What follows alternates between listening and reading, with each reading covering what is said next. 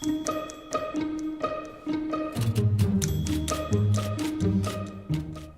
good evening. Thanks for joining us once again for Ask 9. We appreciate you being here. And tonight we're going to take a little closer look at a somber topic, in fact. And it has to do with a military tradition that is really being driven home so early right now. And sadly, just before the holiday season, the president was at Dover Air Force Base in Delaware today, and that is where he accepted the bodies of two Iowa National Guard soldiers, Nate Howard, who you see here on the left, and Edgar Torres Tovar, who you see on the right.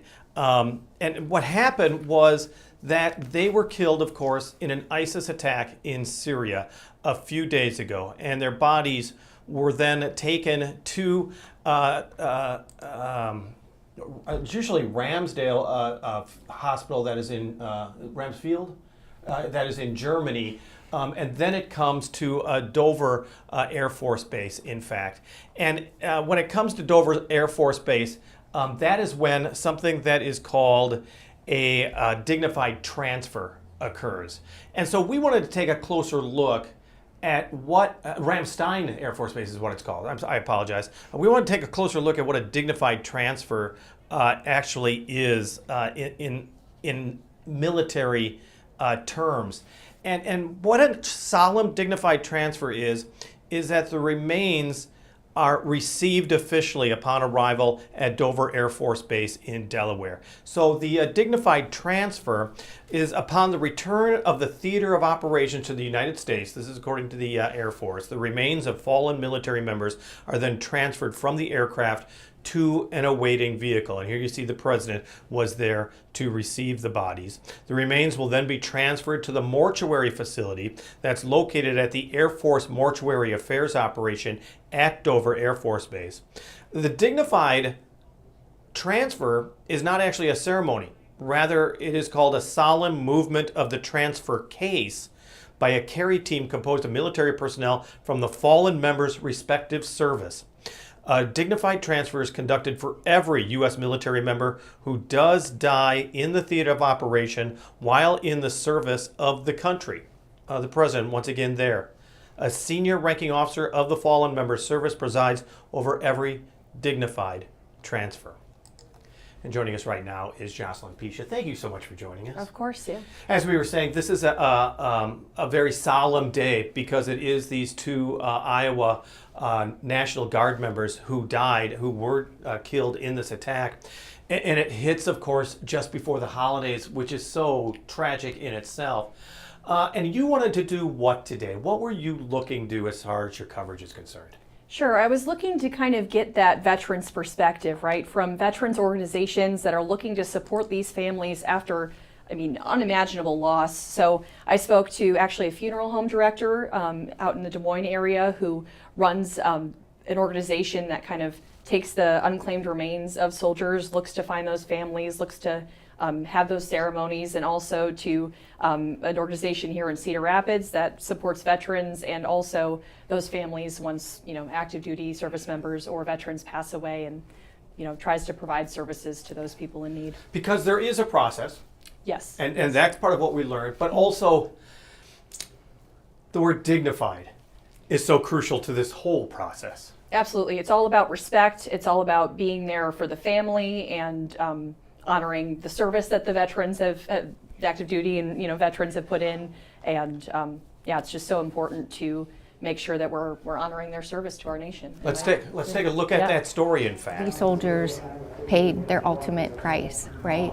So we owe that to that family. Mary Seeley is the mother of an Air Force veteran of 20 years, someone who's felt worried when she receives a call. And as the executive director of the Freedom Foundation, she's seen the somber mood in the past few days and the resurfaced memories of the veterans who come in for services and socialization. I can relate to, this incident that brings up a lot of, exactly, because a lot of stuff you would have had buried, and then now you're going to start bringing it back up. The Freedom Foundation provides resources after a service member's death, helping to console, deliver food, provide financial assistance, and do what the family needs in that overwhelming time.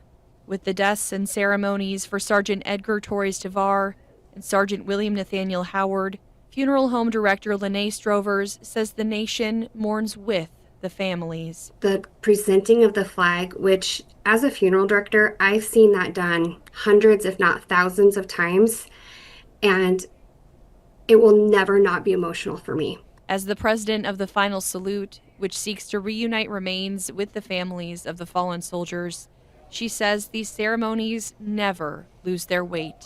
We've gotten so separated from women, men being killed in action. We kind of forget that as a nation, and it's a very terrifying thing for every family that still has their person over there. President of the Freedom Foundation, Brian Eschen, says amidst heartbreak, Iowans step up and show their appreciation for the men and women who gave all in service of the nation. The families, some are a little hesitant to take help, but your veteran earned that right. They earned all of it. Really important point is that they've earned that right. And as she was saying, a lot of times service members' families don't ask for that support. They just don't. And it's there. Absolutely, yeah. In fact, the people I spoke with today were saying that people need to reach out, that they feel like they can handle it themselves. They're strong. They've gone through their family member being overseas, being at a base far away, even at home. And so they really encourage families in that time of need to reach out to those kinds of organizations. So let's talk about basically the point of the story that you were saying is what organizations do support families of service members, because you kind of want to have that safety net, so to speak, to help these families. Absolutely. Well, of course, the military itself does a lot. They have, as I understand, like a representative that works with the family through that process, but also the VA, you know, an obvious one that looks to help veterans and service members in need. The ones I was just talking to today, the Freedom Foundation, their Salute to the Fallen is another local one that provides a bunch of mental health and just kind of financial assistance sort of things. There's other organizations in town, the Combat Veterans Motorcycle Association, that's perhaps more of a fun one, but just other fraternal type of organizations that are, you know, there if someone's in need and reaches out. And we were talking about, you know, reaching out and being in need. What kind of services are sometimes provided? Sure. So the Freedom Foundation, they have a food pantry there, and perhaps that's like the last thing on a family's mind when they're dealing with that loss, right? So I was told that they deliver boxes of food during that time. They will, you know, step in with some financial assistance if that's, you know, worry about covering bills.